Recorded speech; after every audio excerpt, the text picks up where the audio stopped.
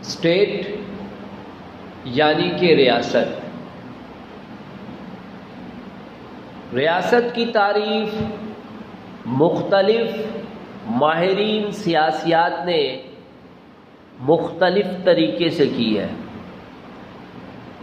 کچھ کا کہنا ہے کہ ریاست چند خاندانوں اور گاؤں کے مجموعے کا نام ہے جہاں پر لوگ خود کفیل اور خوشحال زندگی گزارتے ہیں.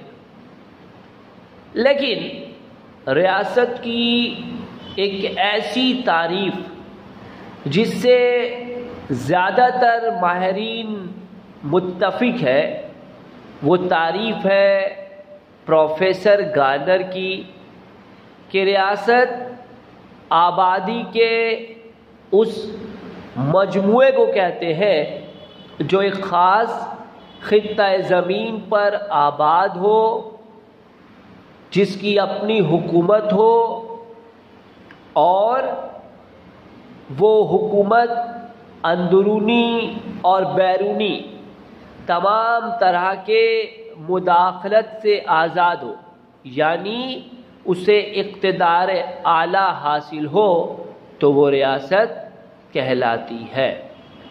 ہم دیکھیں گے کہ پروفیسر گارنر کی اس تعریف میں ریاست کے چاروں عناصر آبادی، زمین، حکومت اور اقتدار اعلیٰ سبھی کا تذکرہ ملتا ہے. اس لیے یہ تعریف ہر لحاظ سے مناسب ہے. اب ہم ریاست کے عناصر پر غور کرتے ہیں تو ریاست کے 4 عناصر ہیں: پاپولیشن آبادی، ٹیریٹری خطہ ارض یا زمین، اور گورنمنٹ حکومت یا سرکار، اور چوتھا اور سب سے اہم سوورینٹی اقتدار اعلیٰ. پاپولیشن یعنی آبادی. ریاست کے لیے آبادی کا ہونا ضروری ہے. ویران ریگستان یا سمندر کو ریاست نہیں کہا جا سکتا جب تک کہ کسی ریاست کے پاس آبادی نہیں ہوتی، تب تک اسے ریاست کا درجہ نہیں مل سکتا. پھر سوال پیدا ہوتا ہے کہ کتنی آبادی؟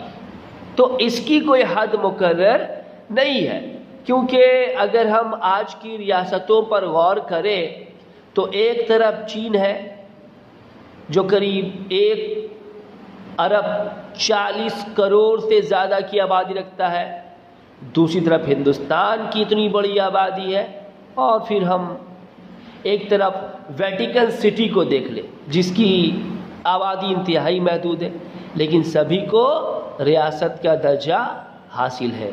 یعنی یہ بات کھل کر سامنے آتی ہے کہ ریاست کے لیے آبادی کتنی ہو یہ کوئی شرط نہیں ہے. دوسرا جو اس کا ضروری عناصر ہے وہ ہے ٹیریٹری خطہ ارض زمین. کسی بھی ریاست کو ریاست کہلانے کے لیے اس کے پاس اپنے خطہ ارض کا ہونا ضروری ہے. جب تک کہ کسی قوم کے پاس اپنی زمین نہیں ہوتی تب تک اسے ریاست کا درجہ نہیں دیا جا سکتا.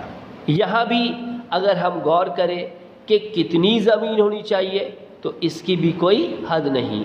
ایک طرف آپ دیکھیں گے رسیا ہے، امریکہ ہے، چین ہے، جس کی جو خطہ زمین جو ہے کافی وسیع ہے. پھر ایک طرف آپ بھوٹان کو اٹھا لیں تو کیا دیکھیں گے کہ اس کی خطہ زمین بڑی چھوٹی ہے. برما کو اٹھا لیں، لیکن سبھی کو ریاست کا درجہ حاصل ہے. تیسری ضروری عناصر جو ہے وہ ہے گورنمنٹ یعنی کہ سرکار. ریاست کو چلانے کے لیے سرکار بہت ضروری ہے.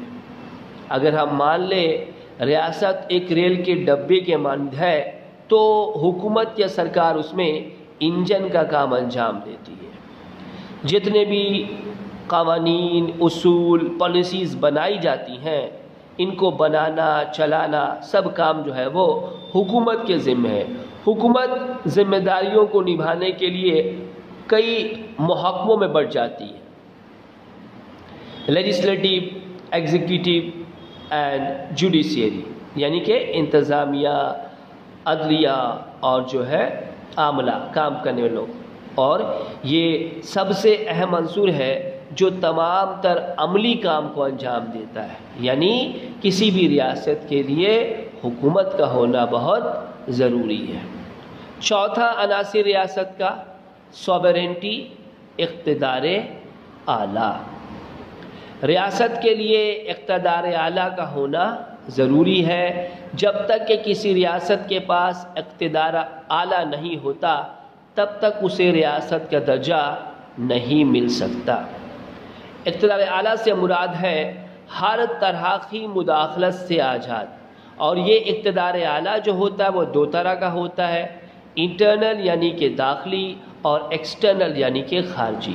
یعنی ایک ریاست دونوں ہی طرح سے، اندرونی اور بیرونی دونوں ہی طرح سے، ہر طرح کی مداخلت سے آزاد ہو، اس کے کام میں مداخلت ڈالنے والا نہ ہی کوئی اندرونی ادارہ ہو نہ ہی کوئی بیرونی ملک ہو، تب جا کر اسے ریاست کا درجہ حاصل ہوتا ہے۔